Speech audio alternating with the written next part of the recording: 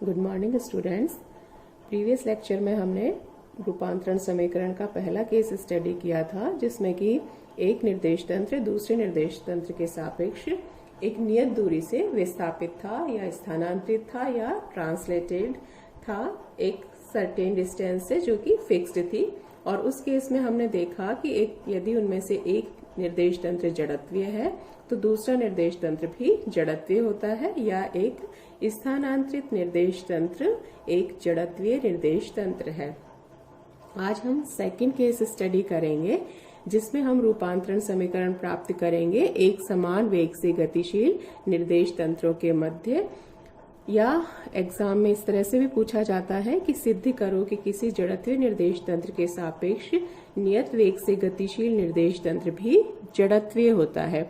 अर्थात हमें यहाँ सिद्ध करना है कि एक निर्देश तंत्र के सापेक्ष दूसरा निर्देश तंत्र एक समान वेग से गतिशील है, यानी जो उसकी वेलोसिटी है वो कांस्टेंट है, तो दूसरा निर्देश तंत्र है वो भी जड़त्वीय होगा। तो उसी तरह से हम दो रेफरेंस फ्रेम ले लेते हैं, S और S डैश, जो कि कार्टेशियन कोऑर्डिनेट सिस्टम है, कार्तीय निर्देश तंत्र है। S का प्रेक्षक उसके मूल बिंदु पर, जहां पर तीनों एक्सिस मिल रहे हैं, वहां पर स्थित है, और S डैश का प्रेक्षक भी उसके मूल बिंदु O डैश पर स्थित है। शुरू में हम मान लेते हैं कि प्रारंभ में t=0 समय पर दोनों निर्देश तंत्र कोइंसाइड कर रहे थे या संपाती थे, यानी x और x डैश, y और y डैश और z और z डैश एक दूसरे पर कोइंसाइड कर रहे थे और दोनों के मूल बिंदु भी समान थे। उसके बाद मान लीजिए कि S डैश निर्देश तंत्र S के सापेक्ष एक समान वेग से गति करने लगता है, तो t समय बाद जो स्थिति हो जाती है वो इस तरह से है कि ये S निर्देश तंत्र है और ये S डैश निर्देश तंत्र है। तो S का निर्देश तंत्र के जो कोऑर्डिनेट्स हैं वो वही x, y और z है, और इसके मूल बिंदु पर प्रेक्षक स्थित है O, और t समय बाद S डैश जो निर्देश तंत्र है वो उससे विस्थापित हो गया, और ये जो दूरी है वो O डैश के बराबर होगी। कोई पिंड P लिया है जिसका S में निर्देश स्थिति सदिश है वो R है, यानी OP R के बराबर है, और उसी पिंड P का S डैश में स्थिति सदिश है, यानी O डैश के सापेक्ष स्थिति सदिश है, वो O dash P R dash के बराबर है। अब क्योंकि प्रारंभ में दोनों निर्देश तंत्र संपाती थे और उसके बाद S डैश निर्देश तंत्र है वो प्लस v वेग से गतिशील है, तो t समय बाद दोनों के मूल बिंदुओं के बीच विस्थापन है वो कितना होगा ये देखने के लिए कि चूंकि वेलोसिटी v के बराबर है, इसका मतलब जो विस्थापन को अगर हम इस समय के विस्थापन को r0 नाम दे रहे हैं, तो विस्थापन में परिवर्तन की दर वेलोसिटी के बराबर होती है, इसलिए dr0/dt इक्वल टू v। इसको इधर ले जाते हैं टर्म को, तो dr0 is equal to v dt। इस इक्वेशन का इंटीग्रेशन कर देते हैं, समाकलन करते हैं, तो दोनों तरफ चूंकि v कांस्टेंट है इसलिए हम इसको इंटीग्रेशन साइन से बाहर लिख सकते हैं, और साथ में एक इंटीग्रेशन कांस्टेंट या समाकलन नियतांक। तो इंटीग्रेट करेंगे dr0 का r0, इसी तरह v dt का t प्लस कांस्टेंट। अब क्योंकि t=0 समय पर दोनों निर्देश तंत्र संपाती थे, उन दोनों के बीच कोई विस्थापन नहीं था, इसलिए t=0 पर r0 का मान भी 0 होगा, यानी c की वैल्यू 0 होगी। तो r0 यानी t समय बाद दोनों के मूल बिंदुओं के बीच जो विस्थापन है वो r0 v इंटू t के बराबर होना चाहिए, तो r0 इक्वल्स टू vt। तो ये जो स्थिति सदिश है O डैश वो vt के बराबर होगा, O डैश p है वो r डैश के बराबर है, OP है वो r के बराबर है। अब इसी की सहायता से हम सदिश त्रिभुज की सहायता से एक इक्वेशन लिख सकते हैं। तो ये उसी डायग्राम को यहाँ पर हमने फिर से बनाया है कि O डैश vt के बराबर है, O dash p r dash के बराबर, और r है वो OP के बराबर है। तो एक सर्टेन डायरेक्शन में हम चलने लगते हैं, तो O से O डैश की तरफ चले, O डैश से P की तरफ चले, और P से ओ की तरफ वापस चलेंगे तो ये एक साइक्लिक होगा। और उसके लिए हम लिख सकते हैं कि O dash plus O dash P plus P O ये 0 के बराबर होना चाहिए। O dash plus O dash P plus P O 0 के बराबर। पी ओ है वो माइनस ओ पी के बराबर होगा, तो नेक्स्ट टर्म में हम यहाँ पर माइनस साइन लगाकर इसको पी ओ की जगह ओ पी लिख सकते हैं और ये इक्वल्स टू 0, या टर्म को की साइड चेंज करने पर O P equals to O dash P plus O dash. Values put कर देते हैं। ओ पी है वो आर के बराबर है, तो R equals to O dash P R dash के बराबर और ओ डैश वी टी के बराबर है, तो R is equal to R dash plus V T.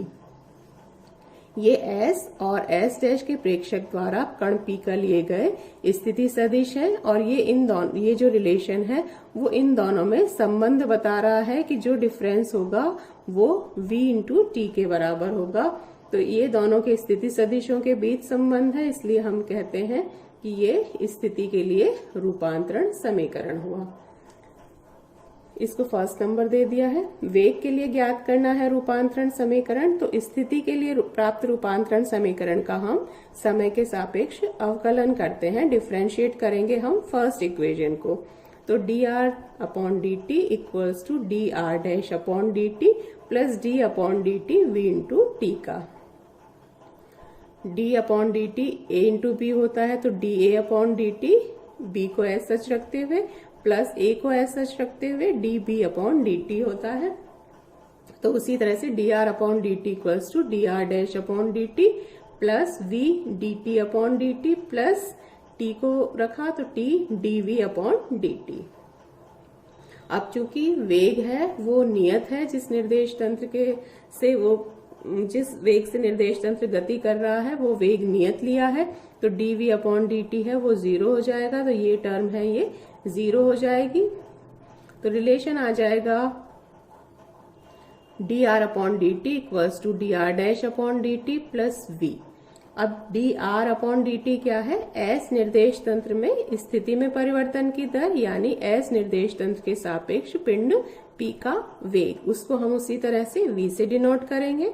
और D R dash upon D t क्या होगा? एस डैश निर्देश तंत्र के सापेक्ष स्थिति में परिवर्तन की दर, यानी पी पिंड का एस डैश में वेग, उसको हम वी डैश से लिख रहे हैं। ये वैल्यूज पुट कर देते हैं और मान रखने पर जो रिलेशन हमें मिलेगा वो हो जाएगा v is equal to V dash plus V S dash में वेग, s में वेग और ये रिलेटिव वेग वेलोसिटी, तो सापेक्षिक वेग s और s डैश के बीच।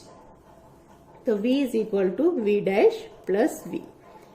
फिर से त्वरण के लिए निकालना है थर्ड रिलेशन, तो त्वरण के लिए निकालने के लिए हम इस इक्वेशन का फिर से टाइम के रेस्पेक्ट में डिफरेंशिएट कर देंगे। तो dv upon D T equals to dv dash upon D T plus dv upon D T. फिर से चूंकि वेग नियत है इसलिए dv अपॉन डी टी 0 हो जाएगा और dv अपॉन डी टी जो कि s में वेग में परिवर्तन की दर, यानी s में पिंड का त्वरण, dv dash upon D T s dash में परिवर्तन की दर वेग के, या s डैश में पिंड का वेग, तो dv upon D T equals to dv dash upon D T या a is equal to a dash. इसका ये हमें त्वरण के लिए। और यदि पिंड p का द्रव्यमान हम m माने तो इस थर्ड इक्वेशन को दोनों तरफ m से गुणा कर देते हैं, तो m a is equal to m a dash, और न्यूटन के सेकंड लॉ से F equals to m a होता है, तो ये S में पिंड का पर लग रहा बल हो जाएगा और m a dash S dash में पिंड पर लग रहा बल, और चूंकि दोनों बराबर प्राप्त हुए हैं इसका मतलब हुआ F is equal to F dash. तो स्थिति, वेग, त्वरण और बल के लिए हमने रूपांतरण समीकरण प्राप्त कर लिए। R is equal to R dash plus V T, V equals to V dash plus V, A equals to A dash और F equals to F dash.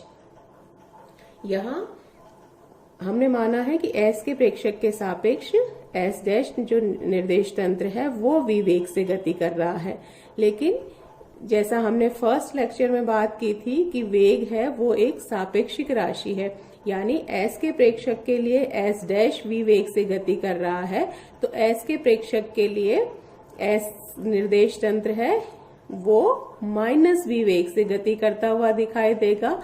यानी s के प्रेक्षक के लिए s निर्देश तंत्र स्थिर और s डैश है वो प्लस v वेग से गति कर रहा है, तो s डैश के प्रेक्षक के लिए s डैश है वो स्थिर होगा और s निर्देश तंत्र है वो माइनस v वेग से गति करता हुआ दिखाई देगा। कोई भी प्रेक्षक जिस निर्देश तंत्र में स्थित है वो निर्देश तंत्र उसके लिए हमेशा स्थिर होता है और दूसरा निर्देश तंत्र विपरीत वेग से गति करता हुआ दिखाई देता है। तो अगर हम व्युत्क्रम रूपांतरण समीकरण प्राप्त करें तो r को r डैश से रिप्लेस कर देंगे, r डैश को r से और v को माइनस v से, तो रिलेशन आ जाएंगे इस तरीके से r dash equals to r minus vt, v dash equals to v minus v, a is equal to a dash और f equals to f dash. यानी हमें स्थिति और वेग के लिए दोनों प्रेक्षक अलग अलग मान प्राप्त करेंगे, लेकिन त्वरण और बल का मान दोनों निर्देश तंत्रों के प्रेक्षक द्वारा जो मापा जाएगा वो मान समान होगा दोनों निर्देश तंत्रों में। तो ये हमने रूपांतरण समीकरण प्राप्त किए। नेक्स्ट स्टेप होगी कि हमें सिद्ध करना है कि एक निर्देश तंत्र यदि जड़त्वीय है तो उसके सापेक्ष दूसरा निर्देश तंत्र जो कि एक समान वेग से गतिशील है वो भी जड़त्वीय होगा। तो उसके लिए हम ये किसी एक निर्देश तंत्र को स्थिर मान लेते हैं, यानी हमने मान लिया कि यहाँ पर हमने मान लीजिए s निर्देश तंत्र को जड़त्वीय मान लिया। s निर्देश तंत्र जड़त्वीय है, इसका मतलब है कि उसमें न्यूटन के नियम का जड़त्व के नियम का पालन होगा और न्यूटन के जड़त्व के नियम के अनुसार यदि उसमें पिंड पर कोई बल कार्य नहीं कर रहा है तो पिंड एक समान वेग से गति करता है या उसका त्वरण है वो शून्य होता है, 0 होता है। तो यदि s को हम जड़त्वीय मानते हैं तो उसमें यदि f इज इक्वल टू 0 होगा तो a इक्वल्स टू भी 0 होना चाहिए, यानी पिंड का त्वरण 0 होना चाहिए। लेकिन अभी हमने जो थर्ड और फोर्थ रिलेशन निकाले त्वरण और बल के लिए रूपांतरण समीकरण a is equal to a dash से, यदि a इज इक्वल टू 0 है तो a डैश भी इक्वल्स टू 0 होना चाहिए और f equals to f dash से यदि f इज इक्वल टू 0 है तो f डैश भी 0 होना चाहिए। यानी s डैश में यदि हम देखें तो f dash is equal to 0 तो a डैश इक्वल्स टू भी 0 है। इसका मतलब s डैश में भी यदि पिंड पर बाह्य बल कार्य नहीं कर रहा है तो उसका त्वरण है वो 0 होना चाहिए, 0 होना चाहिए। और त्वरण 0 का मतलब पिंड है वो एक समान वेग से गति करते हुए दिखाई देना चाहिए। ये बात वही न्यूटन के जड़त्व के नियम के अनुसार है कि बाह्य बल की अनुपस्थिति में पिंड अत्वरित दिखाई देता है या एक समान वेग से गतिशील दिखाई देता है।